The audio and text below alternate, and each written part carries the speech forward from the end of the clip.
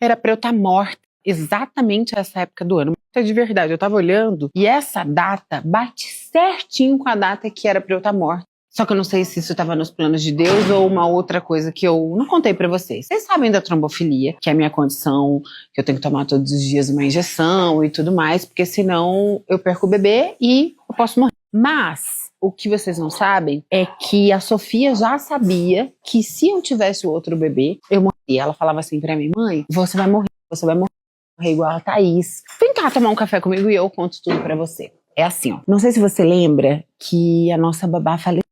A gente tinha uma babá que chamava Thaís, que a Sofia era apaixonada por ela, gente. Ela é uma pessoa muito alegre, de muita energia. E ela faleceu assim que ela teve o bebê. Deixou o bebê, tipo, de 1 semana e pouco, mais um filho que ela já tinha e 2 netos. E foi muito triste, a gente ficou com as crianças em casa, assim que ela faleceu, durante um tempo, e sentimos o quanto vai ser difícil para aquelas crianças serem criadas sem a mãe, para uma bebê que nunca nem vai conhecer a mãe praticamente, o desafio do pai cuidar das crianças sozinha, o desafio da filha cuidar dos netos e ficar sem a mãe, enfim, dos netos não, do filho, né, que são os netos da Thaís, enfim, foi muito triste, e a Sofia sofreu muito, foi a primeira perda de alguém muito importante para ela, então isso ficou muito na memória dela. A Thaís era muito alegre, tudo estava bom. E assim, eu não falo que eu virei uma fã, você virou a minha irmã da minha vida, de tudo, meu pai do céu, não sei nem o que falar.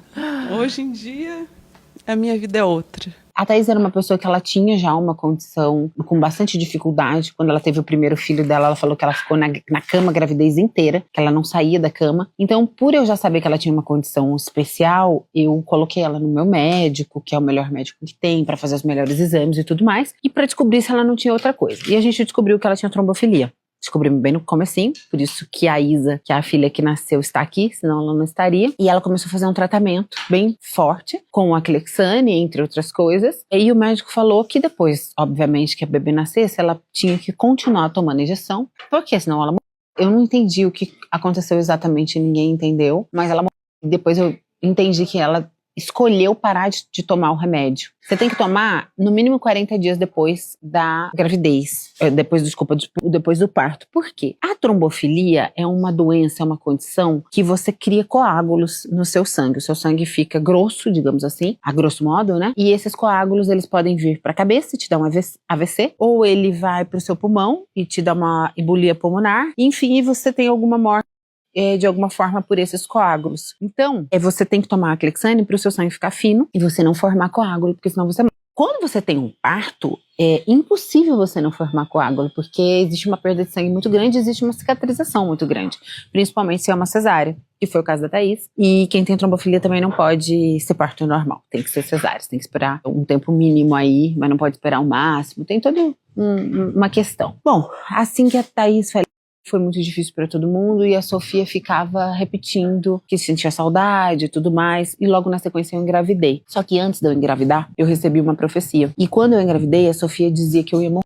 na gravidez. E ela chorava muito, falava: você vai morrer igual a Thaís. E eu falava: não, filha, mamãe não vai morrer igual a Thaís tinha uma doença que eu não tenho. E ela estava certa, eu ia morrer igual a Thaís. Crianças, né, e as suas conexões ali com Deus direta. Mas eu não sabia até então que supostamente eu ia morrer igual a Thaís, sim. Quando faltavam 20 dias para eu poder estar grávida, eu recebi uma profecia. Foi exatamente essa profecia aqui. Porque eu lhe darei ainda um neto, saindo desse ventre aqui. Vem cá, bote a mão no ventre dela. Porque eu lhe darei um neto saindo desse ventre aí.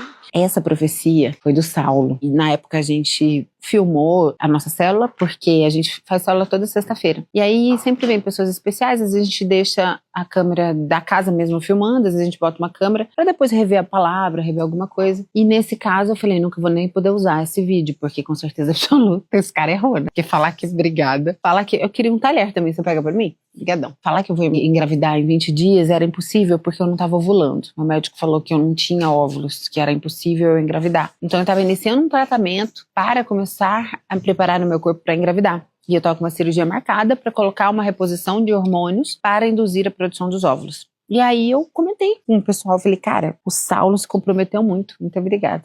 O Saulo se comprometeu muito, porque não tem como, né? Eu não vou engravidar.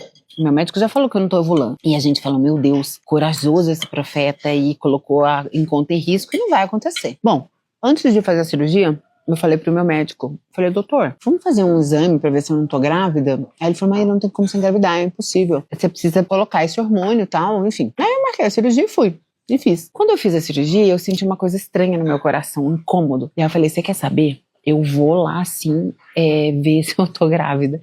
E aí eu falei pra ele, doutor, pede um exame que eu quero saber se eu tô grávida. Ele riu e falou, tá bom, pedi o exame. Só que eu tinha acabado de engravidar. Então, o exame deu incongruente. Não tinha dado suficiente pra saber se eu tava grávida, mas também não dizia que não tava. E ele falou, olha, realmente existe uma possibilidade de você estar grávida, mas isso é um milagre, porque se você não estava ovulando, como você engravidaria, né? Mas existe uma possibilidade, daqui a 3 dias a gente refaz e vê se o seu beta-HCG tá subindo. E a gente refez, e não é que o meu beta-HCG estava subindo. E aí eu corri retirar os hormônios que eu tinha colocado para eu poder dar conta da gravidez, porque eu não podia fazer a cirurgia. Enfim, eu estava grávida. E aí eu sabia que era um menino, porque ele falou, ainda esse mês você engravidará de um menino. Então eu não tinha dúvida que era um menino. A Sofia decidiu que ele ia chamar Rafael. Ela falou, eu quero que chame Rafael. Aí eu falei, tá bom, mas eu vou orar pra Deus.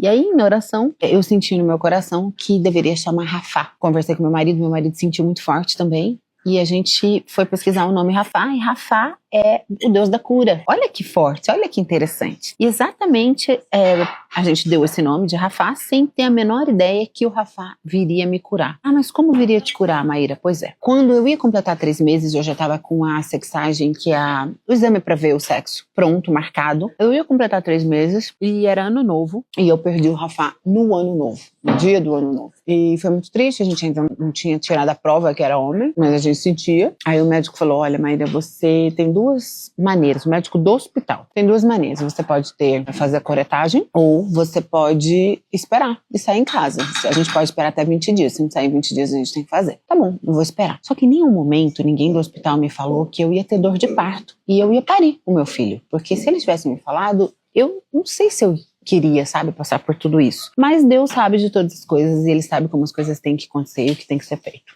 Resumindo, fui pra casa, entrei em dor de parto, e dor de parto de verdade. Eu nunca imaginei que um bebezinho tão pequeno pudesse causar uma dor de parto. Eu já tive filho, então eu sei como dor de parto, não é da minha cabeça. E o Rafá saiu na minha mão, inteiro, com todos os órgãos formados, inclusive a genitália. E foi aí então que eu entendi que era um menino e que era o Rafá, que eu vi com os meus próprios olhos. Foi chocante pra mim, foi chocante pro Thiago. O Thiago ficou muito mal, muito pior que eu. Ele lidou de uma maneira estranha. Ele ficou estranho até hoje. Na verdade, o Thiago sofre de ansiedade fortíssima e ele tem muita dificuldade hoje de fazer conexão com a bolota, que a gente não sabe o nome ainda, então a gente chama de bolota. Ele se esforça, mas ele tem dificuldade porque ele tem medo que morra. Então isso causou um trauma muito grande nele. Mais do que em mim, eu acho que eu lidei melhor com a situação. Enfim, passado tudo isso, meu médico falou, olha, agora você vai ter um sangue que vai lavar, vai limpar, e depois desse sangue você vai ter uma menstruação. Depois dessa menstruação, a gente vai contar mais 3 menstruações para você fazer um tratamento.